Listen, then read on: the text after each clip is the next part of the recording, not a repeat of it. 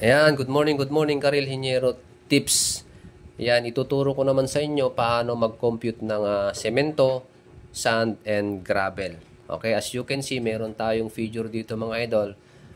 Okay, so meron na tayong inassign na dimension, 15 meters and 7 meters yung width, and yung thickness is 10 centimeter o di kaya ay 0.10 meter. Okay, take note mga lods lagi nating i-check yung mga units natin. Okay, mag-iiba kasi yung makukuha nating data kapag hindi magkakaparehas yung units natin. For example, etong ginagawa natin dito is meters, yung dimension ko tapos binago ko dito 7 centimeters, magbabago kasi. So, kailangan very careful kayo sa mga units ninyo. Okay, so gagamitin lang natin dito mga idol is metric system. So, lahat ay meters. Okay? So, para wala na tayong i-convert. Ngayon, pansinin nyo mga idol, meron akong linagay na standard measuring box dito.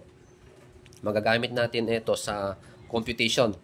And yung class mixtures na gagamitin natin is 1, 2, 4. Okay, so ang unang gagawin natin mga idol is hahanapin natin yung factor ng semento, factor ng buhangin, at factor ng gravel. Okay, so dito rin manggagaling mga idol yung mga factor na gagamitin natin sa 1, 2, 4. Okay, so unahin na natin dito sa gravel.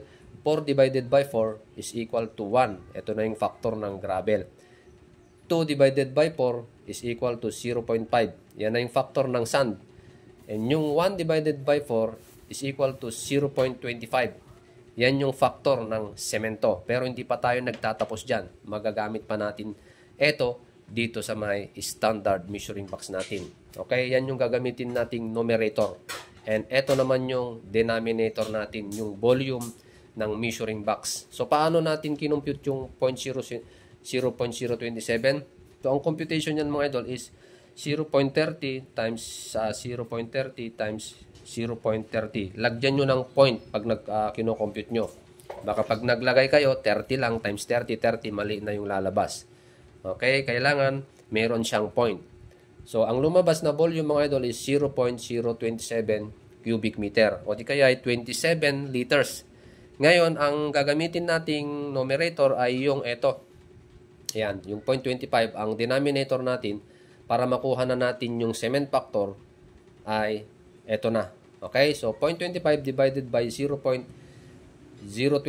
is equal to 9.26 bags per cubic meter. Okay, theoretically, ito yung gagamitin nating cement factor, 9.26. Okay, so ngayon, para makuha na natin yung quantity ng semento, kunin muna natin yung volume nito. Okay, itong volume nito. So, ang dimension niya mga idol, ang formula niya is width times length times thickness. Laging alalahanin yung units. Okay, yung units na gagamitin natin. So, 7 meters times 15 meters times 0.10 meter yung kapal. Okay, so ang lumabas is 10.5 cubic meter ang volume niyan. Okay, so gagamitin natin yung volume. 10.5 times yung nakuha nating cement factor na na-compute natin, na-arrive natin, na galing din dito sa 124. Okay, so ang lumabas mga idol is 97.23 bags. Okay, so gawin na lang nating 98 bags kasi wala namang 0.23. Okay, doon naman sa sand, yung 10.5 dito mga idol, 10.5 times yung na-compute natin na 0.5, yun yung i-multiply natin. 10.5 times 0.5 is equal to 5.25 cubic meter o di kaya gawin natin 5.5 cubic meter na buhangin. Okay, sa gravel naman, 10.5 cubic meter, ganun din. I-multiply lang natin yung na-compute nating factor na 1. So, 10.5 times 1 is equal to 10.5 cubic meter din. Say, gawin na lang natin 11 para sarado na. Okay, so, sa madaling sabi mga idol, tapos na nating computein.